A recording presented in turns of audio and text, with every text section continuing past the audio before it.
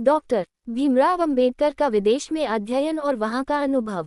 जब बाबा साहेब ने विदेश में लहराया भारत का झंडा। Doctor B.R. Ambedkar foreign education journey. Doctor Bhimrao Ambedkar एक ऐसा नाम जिसने न केवल भारत बल्कि पूरी दुनिया में ज्ञान, समानता और न्याय की ज्योति फैलाई।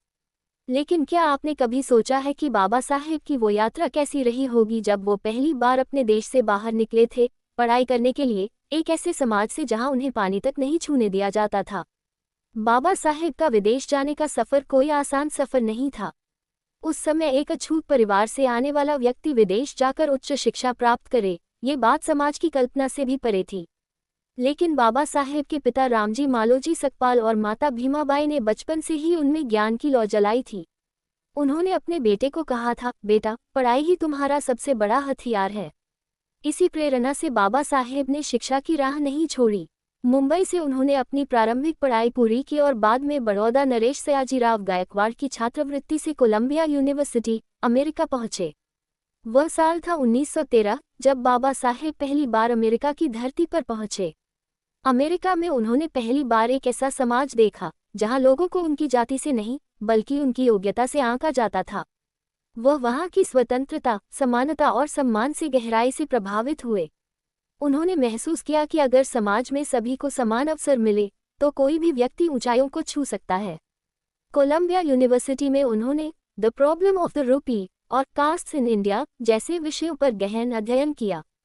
उनकी बुद्धिमत्ता से वहां के प्रोफेसर तक प्रभावित हो गए। Professor James D.W. बुकर, जो उनके मार्गदर्शक थे, कहा करते थे, Ambedkar is not just a student, he is a revolution in himself. America के बाद Baba Saheb London school of economics और ग्रेज इन कॉलेज, लंदन में आगे की पढ़ाई करने गए। वहां उन्होंने कानून और अर्थशास्त्र में गहरी पकड़ बनाई। दिन रात मेहनत करके उन्होंने रिकॉर्ड समय में अपनी PhD और DSc की डिग्री हासिल की। कई लोगों को ये जानकर हैरानी होती है कि उन्होंने अपनी PhD पूरी करने में सामान्य छात्रों से भी कम समय लिया, क्योंकि उनके अंदर केवल डिग्री पाने की इच्छा नहीं थी, उनके अंदर जलती थी एक आग, अपने समाज को सम्मान दिलाने की। लंदन में भी उन्होंने जातिवाद, भेदभाव और असमानता पर शोध किया। उन्होंने कहा, जब तक समाज के सबसे निचले वर्ग को न्याय नहीं मिलेगा तब तक किसी को न्याय नहीं मिल सकता। उनके इस विचार ने आगे चलकर भारतीय संविधान की नींव रखी। उनके अनुभवों ने उन्हें सिखाया कि सच्ची आज़ादी सिर्फ राजनीतिक नहीं होती बल्कि सामाजिक और मानसिक आज़ादी ही असली स्वतंत्रता है। विदेश की धरती पर उन्होंने ये जाना कि समानता कोई उपहार नहीं बल्कि हर इंसान का अधिकार है। और जब वो वापस भारत लौटे तो उनके पास सिर्फ डिग्रियां नहीं थीं बल्कि एक ऐसा मिशन था, समाज को बदलने का, जाति की जंजीरों को तोड़ने का और हर भारतीय को बराबरी का दर्जा दिलाने का। उनका यह विदेशी सफर न केवल उनके जीवन का अध्याय था बल्कि भारत के इतिहास का सबसे महत्वपूर्ण मोड़ था। अगर बाबा साहेब विदेश न गए होते तो शायद आज भारत का संविधान वैसा नहीं होता जैसा हम जानते हैं।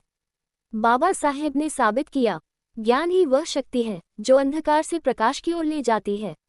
उन्होंने ये भी दिखाया कि चाहे कितनी भी मुश्किलें क्यों न हो, अगर मन में दृढ़ संकल्प है तो कोई भी मंजिल दूर नहीं।